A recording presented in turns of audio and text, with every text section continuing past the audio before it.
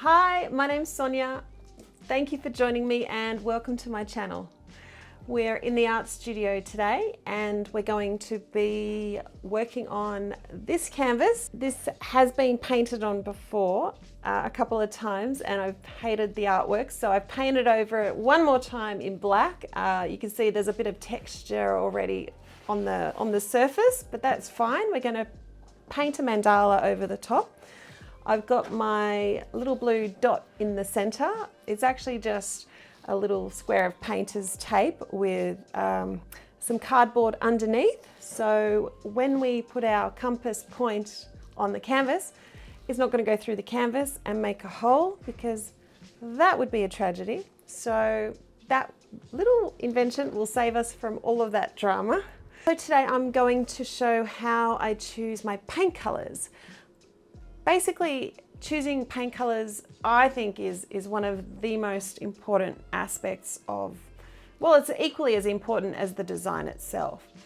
Now, there are many ways you can choose colors. There's so many theories and rules, and you can learn. It's good to learn them, okay, learn them. But then once you know the rules, it's your job to break the rules, or at least use that knowledge to do whatever you want to do anyway.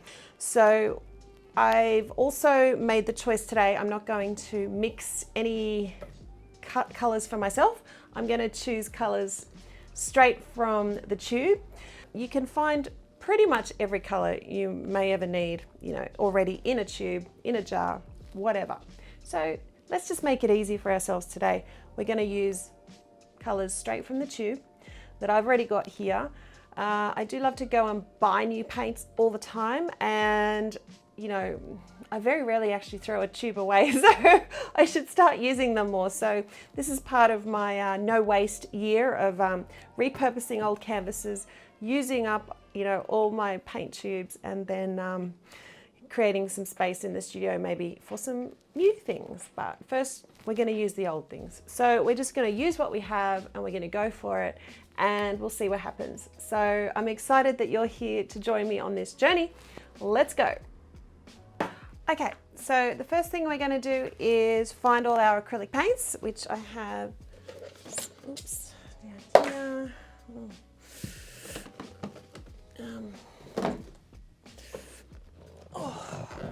So we're just going to start with these ones so it doesn't go too mental. I do have another cupboard with some more, but we're going to keep it simple. So we'll start with these.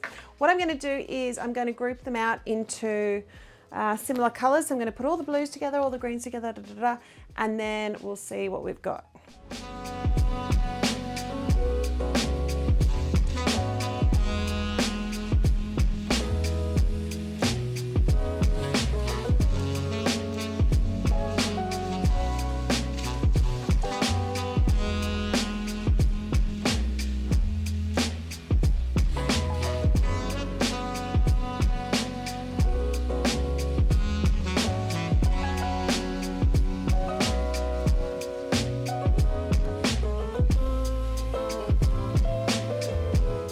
Okay, so here are our colours. There are an awful lot of colours to choose from. We're starting down here with the oranges and the greeny yellow colours, going into the yellows.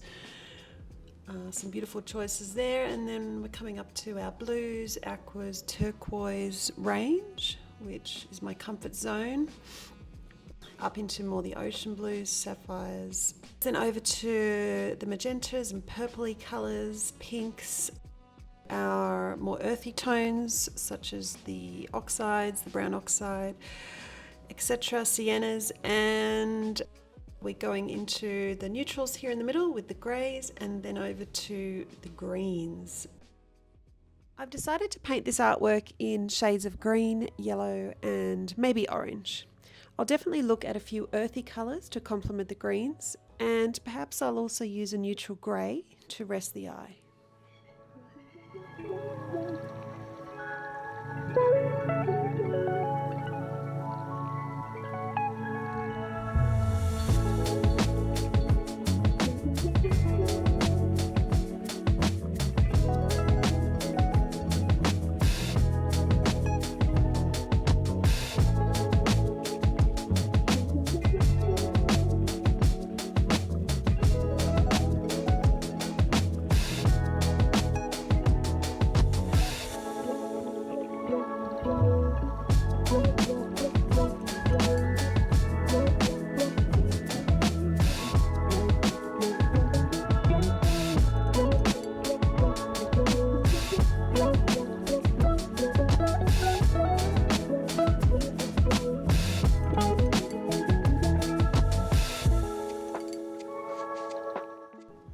Okay, so now all we're going to do is paint little squares of each colour onto the black paper.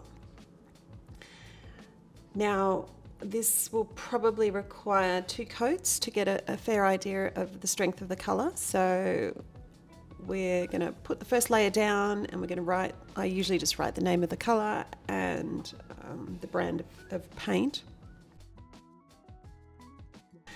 And then move on to the next colour and do the same.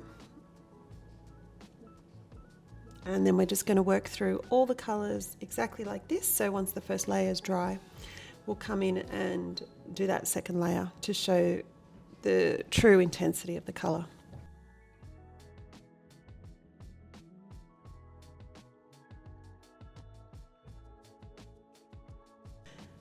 Now, the interesting thing when you start to do this is that you realise how different the colours actually look when you put them on the page as to, you know, what you think they might look like when they're in the tube.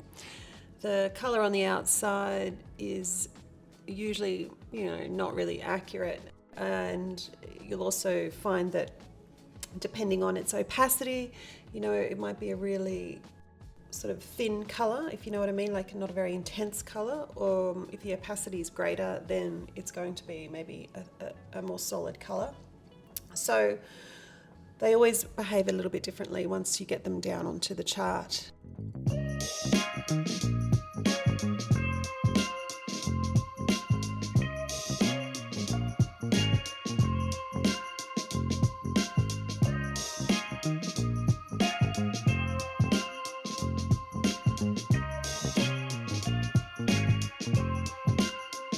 Here's our charts now finished. We've got all our colours laid out and we can see how they all interact with each other.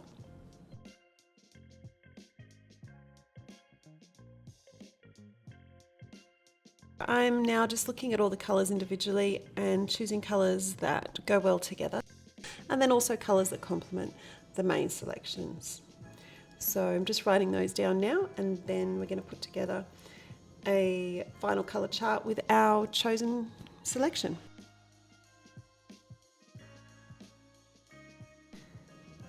Okay, so here are the final colours that we've selected.